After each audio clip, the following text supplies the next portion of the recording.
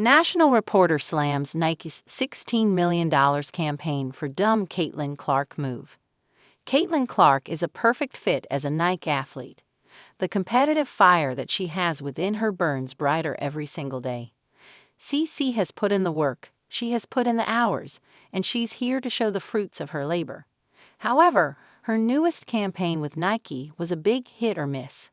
To some, it was one of the greatest advertisements of all time, and to others, it was quite mediocre. On the podcast Pat Gray Unleashed, show hosts Pat Gray and Brad Meltzer tore down CC's latest endeavor with Nike, pulling no punches at all. The ads are stupid. She's part of this You Can't Win, So Win campaign, and it's so dumb. They went on to talk about the Super Bowl commercial and how it made no sense. It's for women, and they're spewing all the stuff that people believe. They can't fill stadiums, so fill them. The campaign in question is the So Win campaign that became popular through the Super Bowl. Nike CEO Elliott Hill approved a $16 million advertisement during the Super Bowl, featuring top athletes like Sha'Carri Richardson, Aja Wilson, and of course, Caitlin Clark. It focused on women athletes and their success despite adversity. However, the entire campaign just didn't sit right with some people. Even the newest ad in the campaign, featuring the Indiana Fever star, was subject to criticism. The national reporters ripped apart the newest part of the $16 million campaign. It was posted on CC's IG with the caption, "It's not where you're from, it's where you shoot from." The message was nice enough, and so was the ad. Even Gray and his co-host agreed. However, there were a couple glaring problems with it. The biggest problem, however, was that it wasn't Caitlin Clark doing the voiceover. There was so much potential in that ad, as the visual aspect hit just about every beat.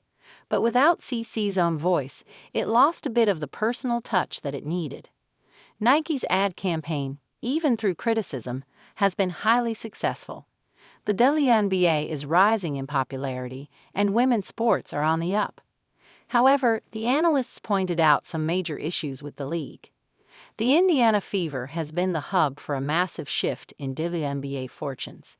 Caitlin Clark, alongside the rest of her draft class, has brought a completely new set of eyeballs to the sport. Her popularity in the NCAA was just a glimpse of what was to come, as viewership and ticket sales have skyrocketed over the last year. However, all is not perfect for the W. Even with all of the increased footfall in WNBA stadiums, the league is still not doing as well as hoped. Through the league's best season, they still aren't able to turn a profit. Pat Gray and his co-host mentioned the same on their podcast. So many eyeballs have never been to the WNBA before, and even so, the WNBA lost between $40 and $50 last year. Their best year of all time was a $40.50 loss. But it's not all bad for the league. Players are beginning to get the kind of compensation that they deserve. There's been a rise in the amount of brand deals and sponsorships offered to WNBA players, and salaries are expected to rise tremendously over the coming years. With the meteoric growth in women's sports over the last couple of years, there is a lot to come and a lot that is better already. Rome wasn't built in a day.